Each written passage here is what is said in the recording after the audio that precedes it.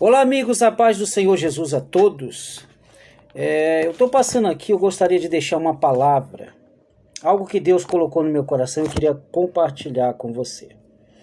A palavra de Deus nos fala aqui no Evangelho de João, no capítulo 12, acerca de uma mulher que teve uma atitude para com o Senhor Jesus e que gerou uma reação às pessoas à sua volta, especialmente em Judas.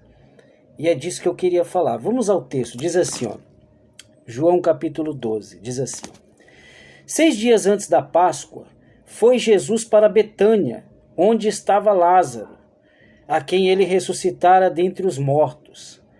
Deram-lhe, pois, ali uma ceia. Marta servia, sendo Lázaro um dos que estavam com ele à mesa.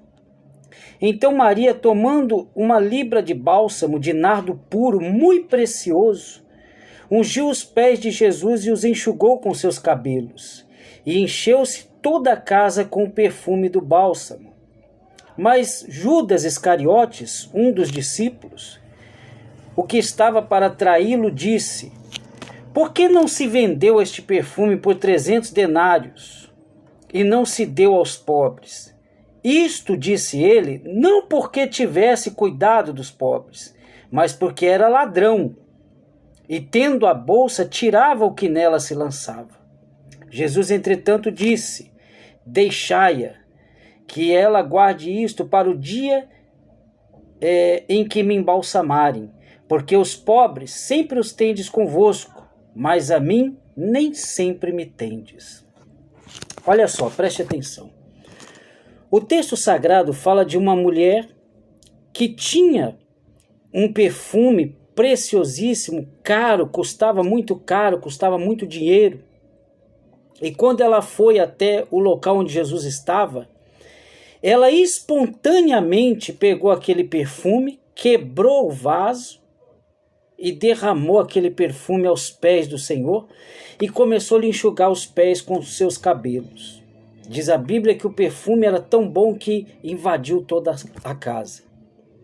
Veja que é uma atitude de adoração, uma atitude de entrega, uma atitude de quem quer mostrar ao Senhor o quanto Ele é importante, ou o quanto Ele vale para ela. Mas imediatamente Judas teve uma reação. Quando ele viu aquele perfume derramado, ele ficou incomodado com aquilo. E ele disse: por que não se vendeu esse perfume por 300 denários e assim ajudasse aos pobres? Mas a Bíblia diz que ele não fez isso porque tinha cuidado dos pobres, mas fez isso porque era avarento, porque amava o dinheiro mais do que todas as coisas. Por que eu estou lhe falando isso?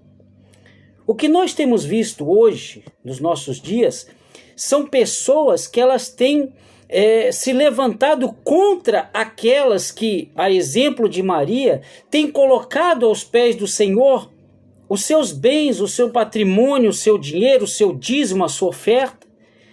E da mesma forma como a atitude de Maria incomodou a Judas, a atitude dessas pessoas hoje também tem incomodado aqueles que não conseguem ter a mesma atitude. Porque todos podem oferecer a Deus o seu melhor, mas nem todos estão dispostos a isso.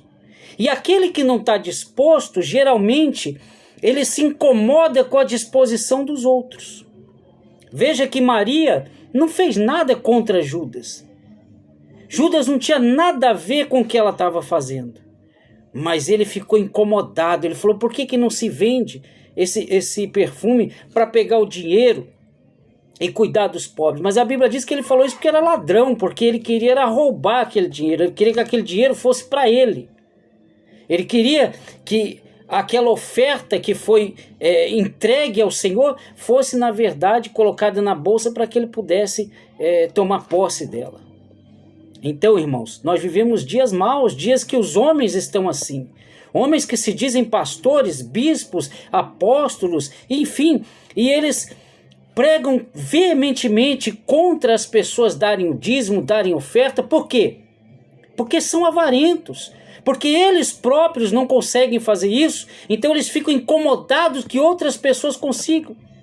Como é que pode a pessoa trabalhar o mês inteiro, ganhar seu salário e pegar do seu salário e fazer uma oferta na igreja, fazer uma oferta, levar o dízimo, separar o dízimo? Aí começam a dizer, não, isso é coisa da lei, isso é coisa só para os judeus e etc, etc, aquele mimimi danado.